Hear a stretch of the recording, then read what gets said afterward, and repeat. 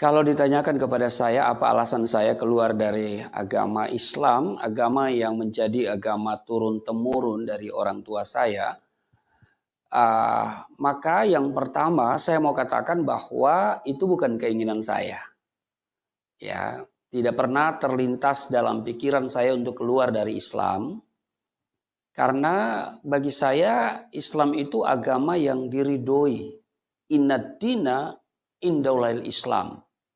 Ya, agama yang diterima oleh Allah hanyalah agama Islam. Ini sesuai dengan Al-Imran ayatnya yang ke-19. Nah, jadi tidak punya keinginan ya sama sekali.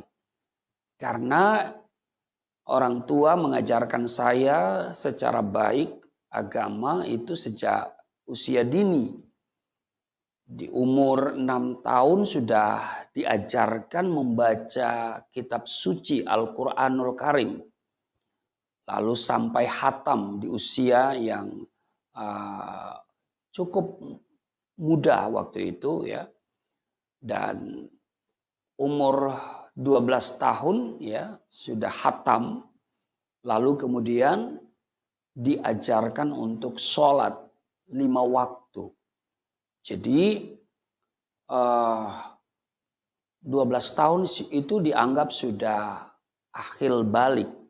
Jadi sudah wajib sholat. Nah, seorang muslim kalau dia tidak bisa mengaji, membaca Al-Quran, berarti dia tidak bisa sholat. Nah, karena itu sebagaimana juga anak-anak muslim, kami sejak kecil belajar mengaji, lalu menghafal surat-surat pendek untuk bisa sholat. Dan saya diajarkan oleh ayah saya langsung. Dan dia begitu ketat mengontrol apakah saya sholat atau tidak.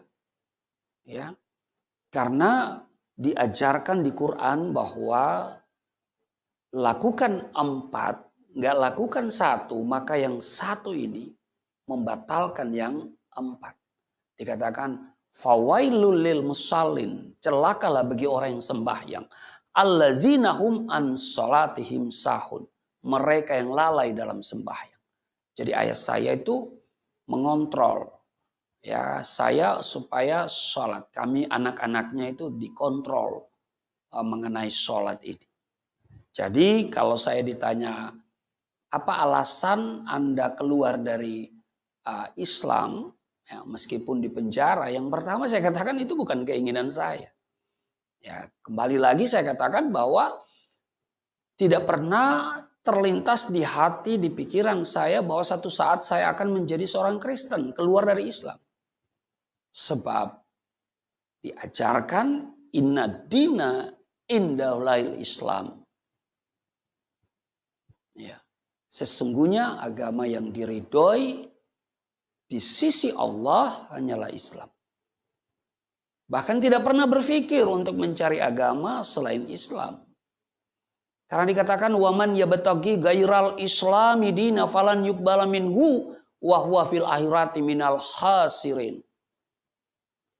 Barang siapa mencari agama selain agama Islam, maka sekali-kali tidaklah akan diterima agama itu daripadanya. Dan di akhirat termasuk orang-orang yang rugi. Jadi saya menyadari saya rugi kalau keluar dari agama mayoritas ini. Untuk konteks Indonesia ya. Rugi. Karena ini mayoritas. Ya, agama yang dianut oleh mayoritas. Dan kadang-kadang kalau kita mau berkarir selalu dilihat agamanya. Ya. Nah, jadi memang rugi saudara. Bahkan saya punya prinsip juga sama dengan prinsip orang-orang Islam yang lain. Wala tamutunna illa wa antum muslimun. Dan janganlah sekali-kali kamu mati melainkan dalam keadaan beragama Islam. Itu sesuai dengan Quran surat Al-Imran ayat 102. Jadi kembali lagi saya tegaskan bukan keinginan saya. Karena ini prinsip Islam yang saya pegang secara kuat. Ya. Kalau ditanya apa alasannya Anda murtad keluar dari Islam? Ya, ya bukan keinginan saya, tetapi keinginan Tuhan Yesus. Karena di dalam Yohanes 15 ayat yang ke-16, bukan kamu yang memilih aku, tetapi akulah yang memilih kamu. Itu yang pertama. Yang kedua, ya saya menemukan hidayah, menemukan petunjuk ketika saya membaca Alkitab. Setelah perjumpaan saya dengan Yesus, ya karena diawali dengan perjumpaan. Ya, Isa Al-Masih datang pada saat saya sedang menyiapkan ibadah subuh, sholat subuh. Dari sana kemudian saya mulai ada kerinduan untuk mengenal pribadi ini. Dan saya mendapatkan kesulitan karena Isa Al-Masih memang ada di dalam Al-Quran. Tetapi ada beberapa prinsip yang berbeda. Soal keluarganya, soal kelahirannya, soal kematiannya. Tapi ada beberapa yang menjadi titik temu persamaan tentang mujizat-mujizat yang dilakukannya itu luar biasa. Nah, saudara, karena itu prinsip saya harus kembali kepada apa? Sumber yang akurat. Nah, sumber yang akurat mengenai Isa Al-Masih ya Injil. Karena Quran juga mengatakan bahwa Injil itu diberikan kepada Nabi Isa. Nabi Isa pembawa Injil. Nah, mari kita baca ke Injil. Tapi itu bukan langsung baca, itu ada proses. Tidak semudah itu. Ya. Sebab kalau saya nanti baca Alkitab ini, ya, wah, ini bisa perang dengan ayah saya. Zaman saya dulu kan belum ada Android ya. Kalau sekarang kan bisa kita download sendiri, kita baca sendiri ya. Tapi dulu harus ada fisik seperti ini, Alkitab seperti ini. Ya. Dan kalau dibaca, pasti orang di sekitar kita satu saat akan menemukan Alkitab yang kita baca ini. Nah, karena itu saya harus mencari apa alasan ya supaya ketika nanti ketahuan saya baca Alkitab, saya bisa punya dasar. Ya, yang pertama karena iman Islam memberikan apresiasi kepada Injil. Dan itu dirumuskan dalam rukun iman. Rukun iman itu ada 6. Yang pertama percaya kepada Allah. Yang kedua percaya kepada malaikat. Dan yang ketiga percaya kepada kitab yang pernah diturunkan oleh Allah. Antara lain Taurat, Zabur, dan Injil. Nah, jadi kita beriman kepada Injil. Ya. Nah, selama ini kan saya tidak pernah baca Injil.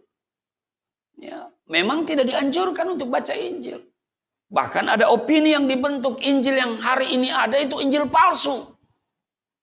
Tapi kalau ditanyakan kapan dipalsukan, siapa yang memalsukan, bagian mana yang dipalsukan, ya, dan kalau itu palsu mana yang asli, nah semuanya itu nggak bisa kita buktikan. Nah, saya harus meninggalkan pemikiran-pemikiran itu, ya. Itu kan asumsi ya. Maka untuk mengenal pribadi Isa Al-Masih kembali kepada sumbernya, yaitu Injil. Nah, sementara iman Islam mengajarkan percaya kepada kitab yang pernah diturunkan oleh Allah. Taurat, Zabur, dan Injil. Itu yang pertama. Yang kedua, di dalam surat Al-Maidah 46, wa atainahul injila fi hudan wa nurun. Jadi dikatakan Allah kami berikan Injil, kata Allah. Wa atainahul injila. Kami berikan Injil. Ya, fihi. di dalamnya hudan. Ada petunjuk. Ya, ada hidayah. Ya. Nah, jadi Injil itu petunjuk. Di dalamnya ada petunjuk loh. Petunjuk apa ya? Semua yang kita butuhkan dalam hidup ini. Dan terutama tentu petunjuk keselamatan. Bukan cuman hudan tapi juga wanurun dan cahaya, terang. Terang itu artinya jelas. Kita butuh terang supaya kita jelas. Ya. Terang supaya kita bisa membedakan mana yang asli, mana yang palsu. Ya kan? Mana yang hitam, mana yang putih. Kita butuh terang. Wah, ini luar biasa. Ya. Jadi saya harus baca Injil. Ya. Saya harus baca Injil. Waktu saya membaca Injil, nah saya menemukan apa yang selama ini yang saya cari. Apa yang selama ini saya minta. Apa yang selama ini dirindukan. Bahkan yang dibutuhkan oleh setiap orang. Apa itu? Keselamatan hidup kekal. Semua orang butuh diselamatkan. Semua orang mau mati masuk surga. Kecil, besar, tua, muda, miskin, kaya. Kalau ditanya Anda mati hari ini mau kemana? Oh, pasti surga dong, surga dong, surga. Cuma persoalan. Apakah surga pasti bagi setiap orang? Nah, karena itu saudara, waktu saya membaca Injil, saya menemukan hidayah. Saya menemukan petunjuk. Apa petunjuknya?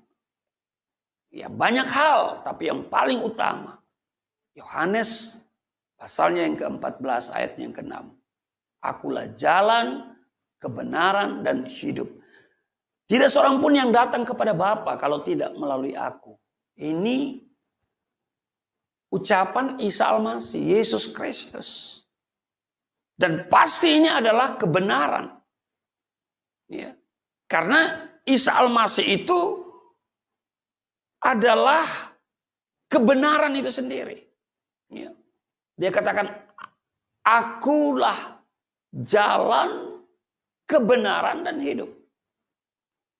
Jadi itu sama dia berkata, aku adalah kebenaran, aku adalah jalan, dan aku adalah kebenaran, dan aku adalah kehidupan. Dan kitab suci Al-Quran berkata Isa itu suci. Dia memperkatakan perkataan yang benar. Dia tidak pernah bikin hoax. Dia memperkatakan perkataan yang benar. Nah, ini sesuatu yang menarik. Jadi, kalau ditanyakan kenapa Anda keluar dari Islam, pertama bukan keinginan saya. Kedua, saya mendapat petunjuk. Petunjuk apa ya? Keselamatan. Iya, karena dulu saya saya sedang mencari keselamatan. Ya. Dulu saya paling takut kalau mati, ya, lalu kemudian ada malaikat yang datang bertanya, menghakimi kita di dalam kubur. Waduh, namanya Mungkar Nakir. Dan dia bertanya beberapa hal dan menggunakan bahasa Arab. Waduh, saya paling takut tuh. Ya. Nah, jadi saya ketika Yesus berkata, akulah jalan, kebenaran, dan hidup, tidak seorang pun yang datang kepada Bapa. Bapa itu di mana? Di surga. Berarti dia mau mengatakan tidak seorang pun yang datang atau sampai ke surga kalau tidak melalui dia. Mungkin sebagian orang berkata ada banyak jalan menuju Roma. Dan karena itu juga ada banyak jalan menuju surga. Tapi bagi saya tidak. Silakan banyak jalan menuju Roma. Tapi menuju surga hanya satu. Melalui Yesus Kristus. Kenapa? Karena dia yang dari surga. Dia memberitakan tentang surga. Dan dia kembali ke surga. Iya kan? Semua nabi, semua rasul mati hari ini sedang menunggu kebangkitan. Semua nabi, semua rasul hari ini bergelar almarhum. Tapi Yesus, dia tidak bergelar almarhum. Dia kembali ke surga. Maka itu setiap kita yang percaya dan menjadi pengikutnya. Menjadi pengikutnya ya. Ya. Kita akan kembali ke surga karena memang surga tempat kita berasal. Di dunia ini kita hanya sementara. Dan kita pasti akan kembali ke surga. Surga harus pasti. Surga tidak boleh mudah-mudahan. Memiliki rumah besar. Boleh mudah-mudahan. Saudara boleh mudah-mudahan punya suami yang ganteng. Punya istri yang cakep. Ya, menjadi orang kaya bisa mudah-mudahan, tapi masuk surga nggak boleh mudah-mudahan. Pastikan dari sekarang.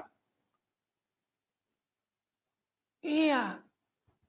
Pastikan dari sekarang dan Yesus menjamin hal itu. Ya. Karena di dalam Yohanes 10 ayat 9 dia berkata, "Akulah pintu.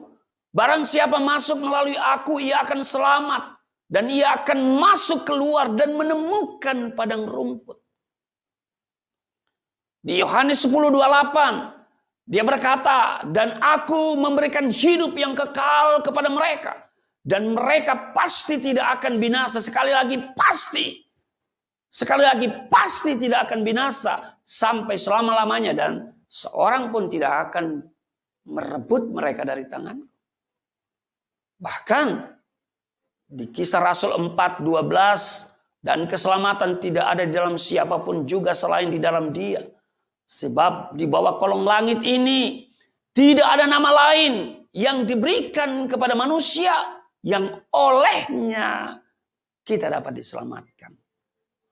Luar biasa. Jadi saudara, ini hidayah, ini petunjuk. Karena memang selama ini saya minta petunjuk. 17 kali dalam 5 waktu sholat sehari itu saya berdoa, "Ihdinas syiratal mustaqim."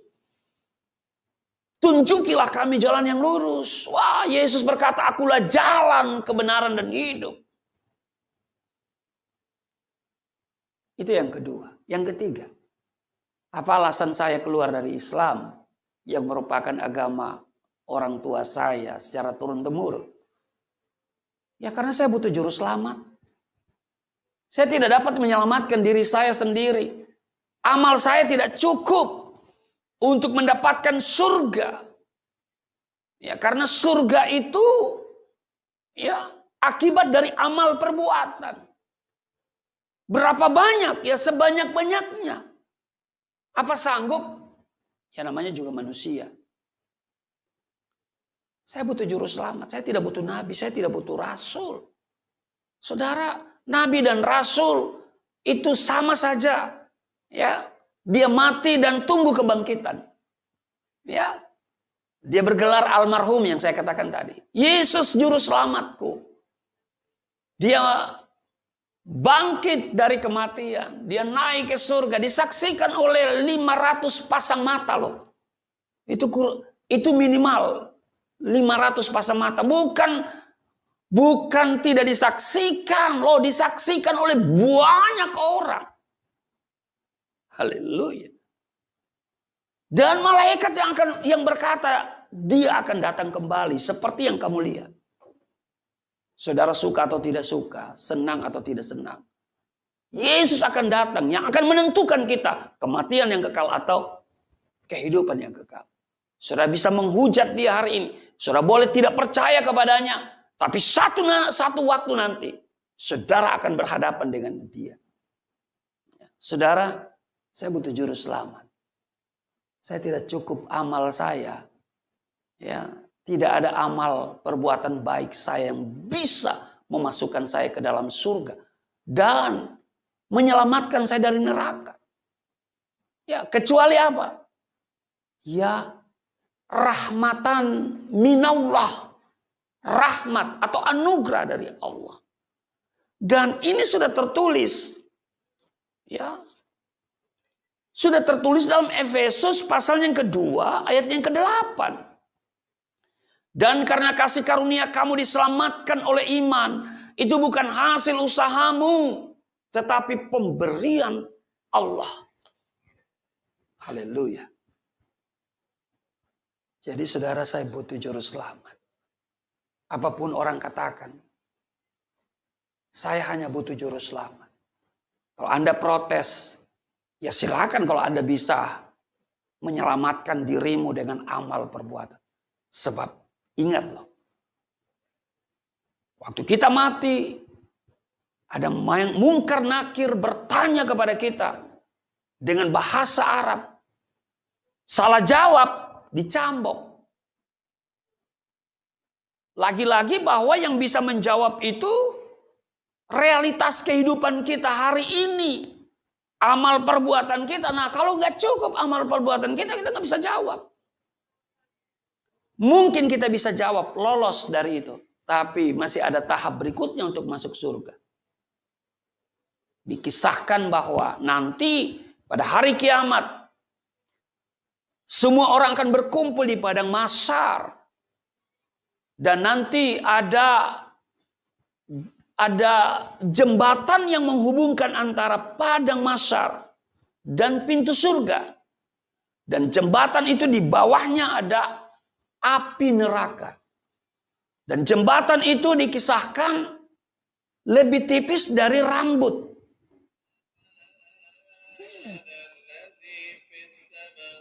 Jadi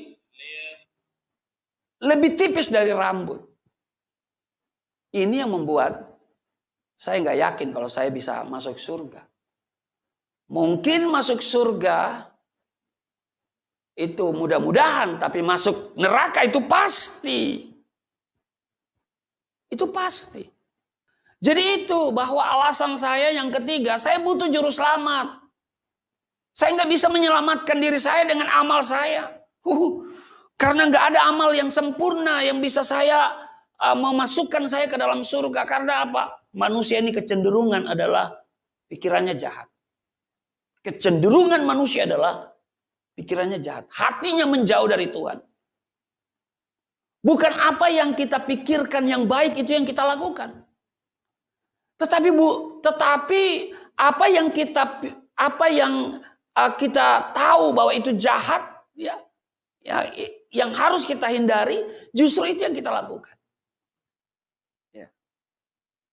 Nah, karena itu saya pastikan saya tidak bisa masuk surga dengan amal perbuatan saya. Saya hanya butuh juru selamat.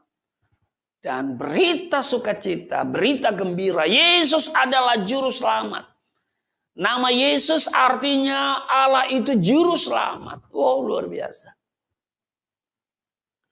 Yang keempat, alasan mengapa saya harus keluar dari agama Islam walaupun saya harus dipenjara. Saya itu sangat kagum dengan ajaran keselamatan di dalam iman Kristen yang didasarkan pada Alkitab. Iya. Sehingga saya begitu kagum. Tidak ada ajaran di dalam Alkitab yang mengajarkan masuk dalam kubur ada malaikat yang menghakimi kita. Ya. Bahwa tidak ada ajaran nanti masuk surga melalui jembatan neraka. Waduh. Iya. Kalau dulu saya meragukan diri saya kalau saya masuk surga, ya masuk neraka ya pasti. Tapi masuk surga ya insya Allah. Nah karena itu saudara, 4 alasan.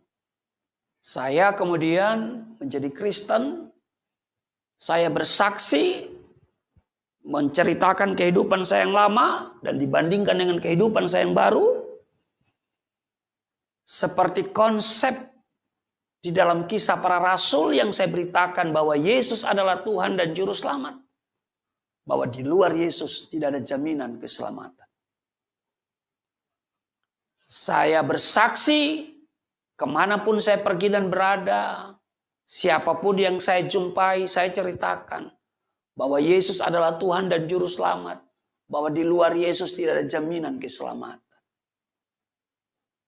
Apa yang terjadi? Saya dituduh subversif. 156A KUHP. Penistaan agama. Lalu diproses secara hukum. Dituntut 4 tahun. Ancaman maksimal pasal 156A KUHP itu 5 tahun. Saya dituntut 4 tahun oleh tim jaksa penuntut umum. Lalu saya dipersilakan membaca pidato pembelaan. Ini kesempatan bagi saya membaca pidato pembelaan yang didasarkan pada tema Yesus Tuhan dan Juru Selamat. Di luar Yesus tidak ada jaminan keselamatan. Di akhir pidato itu saya nyatakan sikap saya. Putus tali tempat bergantung. Hancur bumi tempat berpijak. Keputusanku satu. Mengikut Yesus untuk selama-lamanya. Apa yang terjadi? Putusan majelis hakim pengadilan negeri. 4 tahun dan 6 bulan. Jadi 6 bulan lebih berat. Saudara, haleluya. Tapi saya bersyukur menjalani masa pidana penjara. Walaupun pertama kali masuk rumah tahanan negara, saya dipukul babak belur. Ditinju di bagian pelipis. Ditendang dengan lars oleh para sipir. Ya. Sepatu lars itu. Banyak hal yang saya alami yang tidak mengenakan. Ya, memang nggak enak tinggal di penjara. Tapi bagaimana saya harus mengenakan situasi itu. Tetap mengucap syukur, tetap tegar pada keputusan. Tetap bersuka cita. Walaupun dipukul. Karena kalau saya lihat apa yang dilakukan oleh Yesus. Waduh. Yang saya alami itu sangat kecil. Jadi saya bersyukur saya mengalami penjara dipukul babak belur. Paling tidak membuktikan kepada diri saya setia. Iya, itu aja. Saya tidak pernah mendendam. Saya tidak pernah ada kepahitan. Saya mengampuni. Ya, sipir yang memukul saya itu saya ampuni. Padahal karutan kepala rumah tahanan negara Poso itu udah mau bertindak. Kalau saya keberatan akan diproses mereka. Tapi saya bilang tidak, saya mengampuni. Ya, saya mengampuni. Banyak hal yang Tuhan ajarkan saya di penjara itu. Pertama, harus sabar. Kunci hidup sukses di dalam penjara yang pertama sabar. Sabar menghadapi banyak orang yang temperamen, ya, karena memang hukuman dari 3 bulan sampai seumur hidup, hukuman mati juga ada. Ya, sabar. Dan sabar itu sudah tahu adalah salah satu dari buah roh. Tapi juga bersuka cita. Itu yang kedua, yang ketiga mengucap syukur. Banyak hal yang terjadi dalam penjara. Ya. Tapi mungkin gak bisa saya sebutkan secara lengkap. Karena durasinya mungkin terlalu panjang. Tapi kan orang sudah melihat kesaksian saya di channel Tamparagi. Ya Tamparagi lama, Tamparagi lama udah lenyap. Ya. Tapi masih ada di Bapak Yusuf Manabulu punya channel. Atau juga mungkin di channel saya juga ada. Saudara bisa lihat lengkap di sana. Ya, jadi ini alasan mengapa saya keluar dari Islam. Ya. Dan walaupun saya di penjara, dipukul babak belur, diperlakukan gak enak sampai hari ini juga. Ya. Tapi ingat bahwa Yesus itu adalah Tuhan dan Juru Selamat. Bahwa di luar Yesus Kristus gak ada jaminan keselamatan. Demikian yang bisa saya sampaikan. Tuhan Yesus memberkati.